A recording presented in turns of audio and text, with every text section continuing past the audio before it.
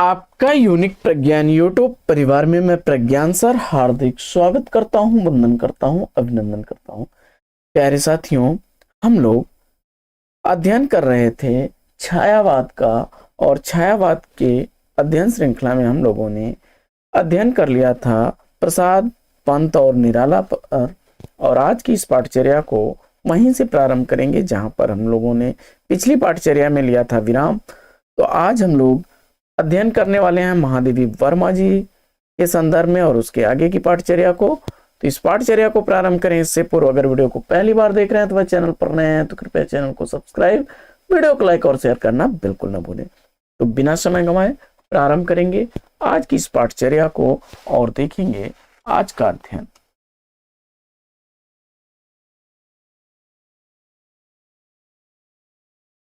महादेवी वर्मा, इनका जन्म फर्रुखाबाद उत्तर प्रदेश के 1907 ईस्वी में हुआ था। महादेवी वर्मा को आधुनिक मीरा, हिंदी के विशाल मंदिर की वीणापाणी भी कहा जाता है। महादेवी वर्मा जी को नीरजा कृति के लिए शेक्सपियर पुरस्कार से, यामा के लिए भारतीय ज्ञानपीठ पुरस्कार से और स्मृति की रेखाएं कृति पर द्विवेदी पदक, इसके अलावा मंगला प्रसाद पारितोषक, पद्म भूषण और पद्म विभूषण जैसे सम्मानों से सम्मानित किया गया। महादेवी वर्मा के संदर्भ में कुछ आलोचकों के कथन देखते हैं। तो सबसे पहले हम लोग देखते हैं आचार्य रामचंद्र शुक्ल के प्रमुख कथन। छायावादी कहे जाने वाले कवियों में महादेवी जी ही रहस्यवाद के भीतर रही हैं। वेदना से इन्होंने अपना स्वाभाविक प्रेम व्यक्त किया है, उसी के साथ वे रहना चाहती हैं। गीत लिखने में जैसी सफलता महादेवी जी को हुई वैसी और किसी कवि को नहीं। ये सारे ही कथन महादेवी वर्मा के संदर्भ में आचार्य रामचंद्र शुक्ल जी के कथन हैं। आगे बढ़ते हैं और बच्चन सिंह के कथनों को देखते हैं। बच्चन सिंह महादेवी वर्मा के संदर्भ में लिखते हैं कि वास्तविकता तो यह है कि वे और चाहे जो कुछ हो रहस्यवादी नहीं है, वे अंधेरे से जूझती हुई निष्कंप दीप शिखा है। दूसरा कथन है महादेवी वर्मा के संदर्भ में बच्चन सिंह का कि उन्हें रहस्यवादी कहने का अभिप्राय है उनके आत्मसंघर्ष पर, जो समुचा नारी जाति का आत्मसंघर्ष है, पर्दा डालना। अगला, वे स्त्री की लौ श्रृंखला को तोड़ना चाहती हैं। बच्चन सिंह लिखते हैं उनके संदर्भ में कि उन्हें अंधेरे का अस्तित्व स्वीकार है, वे पदे पदे ज्योत की वर्षा नहीं करती चलती पर अंधेरों से लड़ती रही हैं। अगला कथन है बच्चन सिंह का कि उनकी काव्य यात्रा तमसो मां ज्योतिर्गमय की यात्रा है। रामविलास शर्मा जी लिखते हैं कि महादेवी जी छायावाद की प्रतिनिधि कवि हैं।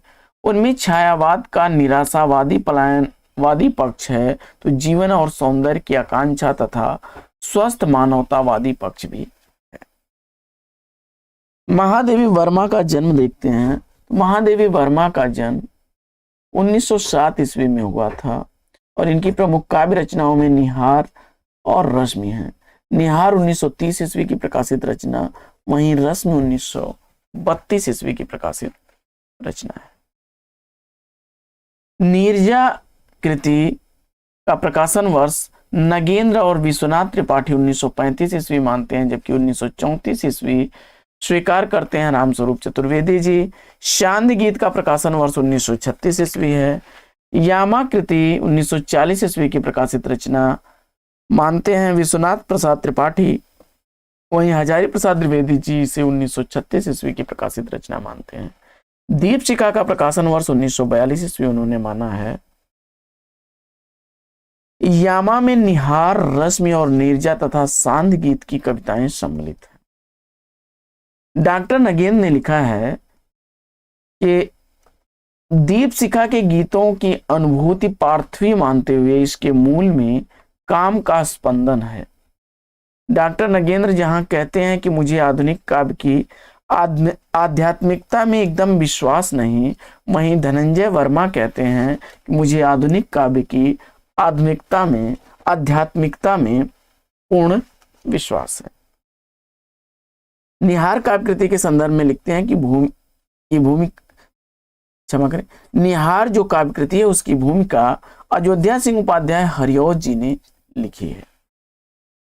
इनकी कुछ प्रमुख रचनाओं में वंग दर्शन, सप्तपर्णा, संधिनी और हिमालय प्रमुख है।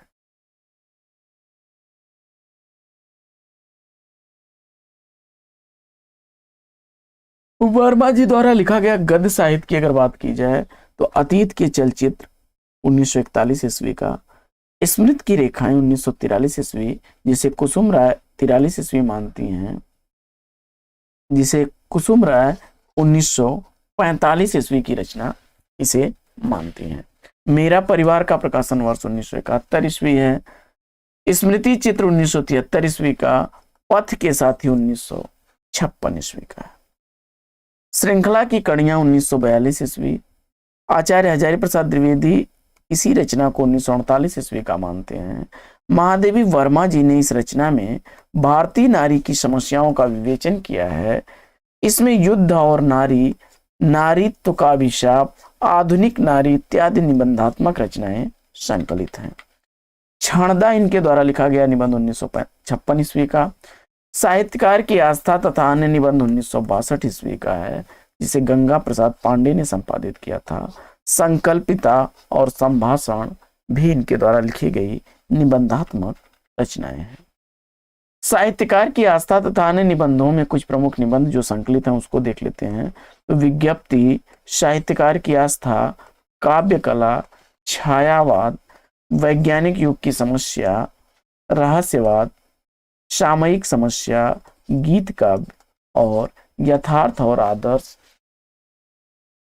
निबंध संकलित है। अतीत के चलचित्र रेखा चित्र में संकलित है रामा, बाल विधवा मारवाड़ी बधू, बिंदा, साबिया, बिट्टो, विधवा माता, घीशा, वैश्या की सती पुत्री, जिसमें स्वाभिमानी स्त्री की गाथा का वर्णन है, अलोपी दीन, बदलू कुम्हार एवं उसकी पत्नी रधिया, लक्ष्मा। इस रेखाचित्र में कुल 11 रेखाचित्र संकलित हैं।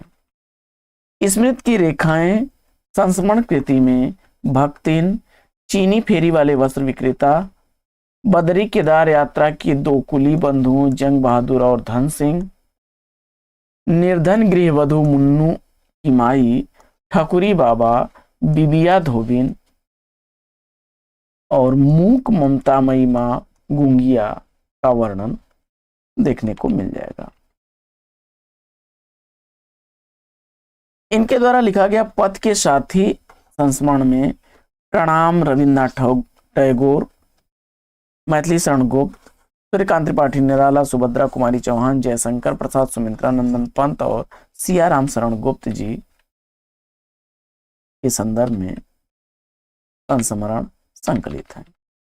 मेरा परिवार में इन्होंने नीलकंठ, गिल्लू, सोना, दुर्मुख, गौरा, नीलू, निक्की, रोजी और रानी इसमें संकलित हैं, जो कि पालतू पशु पक्षियों पर आधारित इनका संस्मरण है। इनके संदर्भ में अन्य तथ्यों पर चर्चा करते हैं। तो प्रथम आयाम शीर्षक से महादेवी वर्मा की ब्रज भाषा और आरंभिक खड़ी बोली की कविताओं का संकलन किया गया। महादेवी वर्मा की खड़ी बोली में रचित प्रथम कविता दिया है। रमेश चंद्र शाह के अनुसार कविता महादेवी के लिए निखालिस आत्म अभिव्यक्ति के बजाय कलाभ्यास के रूप में अधिक साध्य रही है। महादेवी वर्मा लिखती हैं कि महादेवी वर्मा जी ने चांद पत्रिका का संपादन भी किया। इनकी कविताएं चांद, आर्य महिला और महिला जगत आदि पत्रिकाओं में प्रकाशित होती थीं। 1944 ईस्वी में साहित्यकार संसद की स्थापना प्रयाग में की इन्होंने, और 1954 ईस्वी में साहित्य अकादमी की संस्थापक सदस्य भी ये रही। महादेवी वर्मा के कुछ प्रमुख कथनों पर चर्चा करते हैं। तो यदि स्त्री की ओर देखा जाए तो निश्चित देखने वाला कांप उठेगा। उसके हृदय की प्यास है, किंतु उसे भाग्य ने मृग मरीचिका में निर्वासित कर दिया है। श्रृंखला की कड़ियां से अवतरित यह कथन है। आगे सुभद्रा कुमारी चौहान को याद करते हुए उन्होंने लिखा है कि अजगर की कुंडली के समान स्त्री के व्यक्तित्व को कस कस कर चर चर कर देने वाले अनेक सामाजिक बंधनों को तोड़ फेंकने में उनका जो प्रयास लगा होगा उसका मूल्यांकन संभव नहीं। अगला कथन है कि नारी के हृदय में जो गंभीर ममता सजल वीर भाव पैदा होता है वह पुरुष के उस शौर्य से अधिक दिव्य और उदात्त रहता है। अगला सप्तपर्णा ऋग्वेद के मंत्रों का हिंदी काव्यानुवाद है। रश्मि काव्य संग्रह पर बौद्ध दर्शन का गहरा प्रभाव।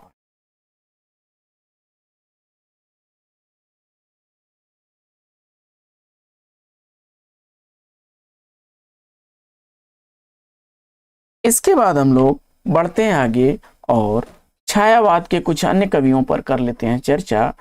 छायावाद के अन्य कवियों में सबसे पहले लेते हैं आरसी प्रसाद सिंह को। इनका जन्म दरभंगा बिहार में 1911 ईस्वी में हुआ था। इनकी प्रमुख काव्य रचनाओं में कलापी, संचयिता, जीवन और यौवन, नई दिशा तथा पांचजन्य प्रमुख हैं। जनार्दन झा द्विज को देख लेते हैं तो भागलपुर बिहार में जन्मे 1904 ईस्वी में। इनका काव्य संग्रह अनुभूति अंतर्ध्वनि प्रमुख है। कहानी संग्रहों में किसलय, मृदुल, मालिका, मधुमयी, वहीं रेखा चित्रों में चरित्र रेखा प्रमुख है। आगे बढ़ते हैं और लक्ष्मी नारायण सुधांशु जी ने इन्हें स्वानुभूति मूलक करुणा का मार्मिक कवि भी कहा है। आगे बढ़ते हैं और जानकी वल्लभ शास्त्री को देखते हैं तो इनका भी जन्म बिहार 1916 ईस्वी में हुआ था और निबंध और आलोचना के क्षेत्र में इन्होंने साहित्य दर्शन, त्रयी, चिंतन धारा, प्राच्य साहित्य और महाकवि निराला प्रमुख इनके आलोचनात्मक ग्रंथ हैं। और इनकी काव्य रचनाओं में काकली, रूप अरूप, गाथा, तीर तरंग, सिप्रा, मेघ गीत, अवंतिका, पाषाणी, उत्पल दल, राधा, तमसा, एक किरण, सौ झाइयां। कहानी संग्रहों में कानन, अपर्णा और लीला कमल। संस्मरण में है स्मृति के वातायन और कविता है किसने बांसुरी बजाई।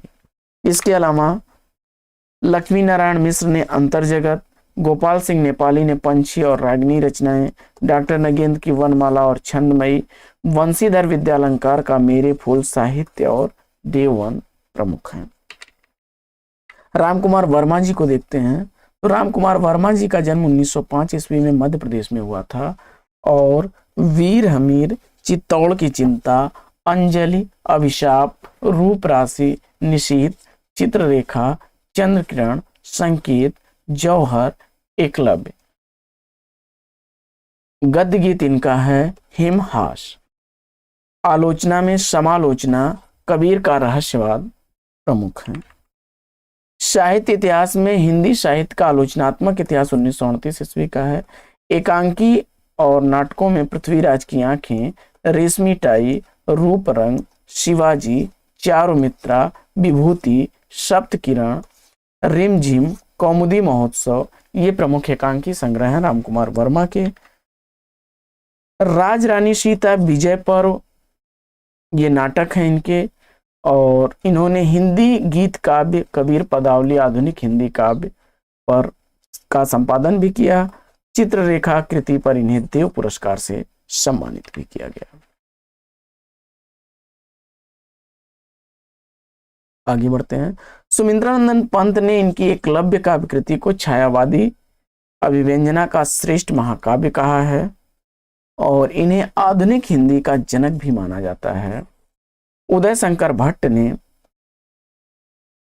भट्ट जी को देखते हैं तो उदय शंकर भट्ट का जन्म इटावा उत्तर प्रदेश 1900 ईस्वी में हुआ था। इनकी काव्य रचनाओं में तक्षशिला, राका, मानसी, विसर्जन, युगदीप, अमृत और विष, यथार्थ और कल्पना, विजय पथ, अंतरदर्शन प्रमुख हैं।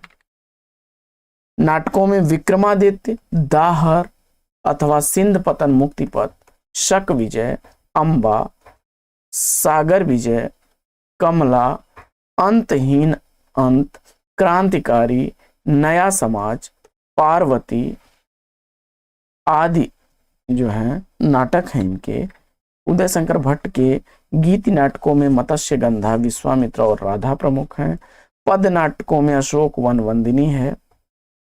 उदय शंकर भट्ट का लिखा गया एकांकी नाटक स्त्री का हृदय, आदिम युग, धूम शिखा, पर्दे के पीछे, अंधकार और प्रकाश, समस्या का अंत, आज का आदमी, ये प्रमुख नाटक हैं इनके। उदय शंकर भट्ट ने उपन्यासों भी लिखे तो जिसमें वह जो मैंने देखा, एक नीड़ दो पंछी, नए मोड़, शेफाली, सागर लहरें और मनुष्य काफी इंपॉर्टेंट है, परीक्षाओं में रिपीट भी हुआ है साथियों। लोक परलोक, शेष अशेष अशेष प्रमुख हैं। इसके बाद मोहनलाल महतो वियोगी को देख लेते हैं तो इनके काव्य संग्रहों में अछूत, निर्माल्य, एक तारा, धुंधले चित्र और कल्पना प्रमुख हैं। वहीं प्रबंध काव्य में आर्यावर्त, कहानी संग्रहों में रेखा सलीला, उपन्यासों में आर पार, शेषदान, आदमखोर, धोखा, तथा वस्तु, ये दो नाटक हैं। आर पार, शेषदान, आदमखोर उपन्यास हैं। रेखा और सलीला कहानी संग्रह हैं मोहनलाल महतो वियोगी के। तारा पांडे को देख लेते हैं तो तारा पांडे शिकर, सुख, पेक, आभा, गोधुली, वेणुकी, अंतरंगिणी, विपंची, काकली, बल्लकी, पावस, सांझ, रंचना, संबोधनी, भावगंधा, पुष्पहास, स्मृति सुगंध और छिन्न तुलिका, ये प्रमुख कविता संग्रह हैं तारा पांडे के। वहीं रेखाएं और गीतों के पंख गद्य काव्य है और उत्सर्ग इनका कहानी संग्रह है। तो साथियों, अब हम लोग छायावाद पर लेंगे यहीं पर विराम। रहस्यवाद के संदर्भ में अध्ययन करेंगे अगले वीडियो में। तो आज की इस पाठचर्या में लेते हैं यहीं पर विराम। फिर मिलेंगे आपसे अगले वीडियो में एक नए प्रश्न, एक नए टॉपिक, एक नए अंदाज में। तब तक के लिए लेते हैं आपसे विदा। आपका जीवन मंगलमय हो। Best wishes, best of luck. जय हिंद।